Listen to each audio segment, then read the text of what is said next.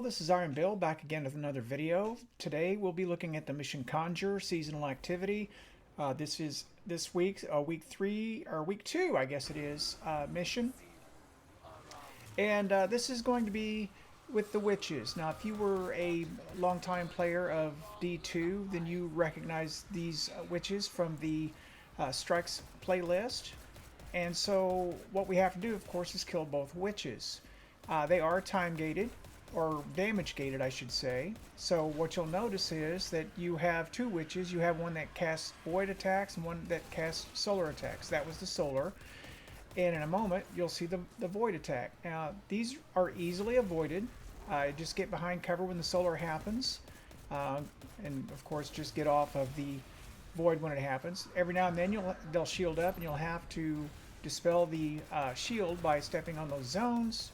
Eventually you can kill the witch and then the other witch, and I would just take my time if I were you.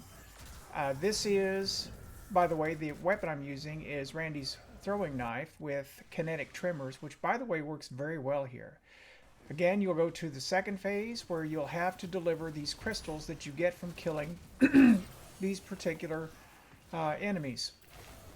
I carried over to the 3 plates. I have 3 of them to go. There's 1, there's 2, and there is 3. And once all 3 are in, the enemies will disappear, and you'll be off to the final encounter, which is not too tough, but it's really about movement here. I'm on a Void Hunter class today, and I'm using Mobius Quiver. And basically, I think I have Omnioculus on. It may be the Girl Falcons. It's one or the other. You just leverage your invisibility in this particular build out, using your kinetic tremors just to kind of chip away at the enemies. If they get too close, I'll jump to my Shariah's Wrath. And I'm also using the Retrofit Escapade Heavy LMG. And you can see here it does pretty good and pretty quick damage. Now, you cannot kill this boss. All you're doing is surviving until this is up. You can get him down to about 75%, I think, maybe, and then that's it. It'll be over.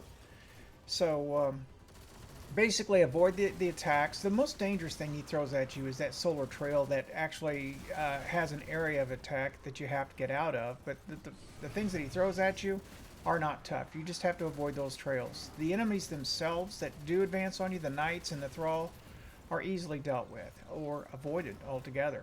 You'll notice I just duck in and out.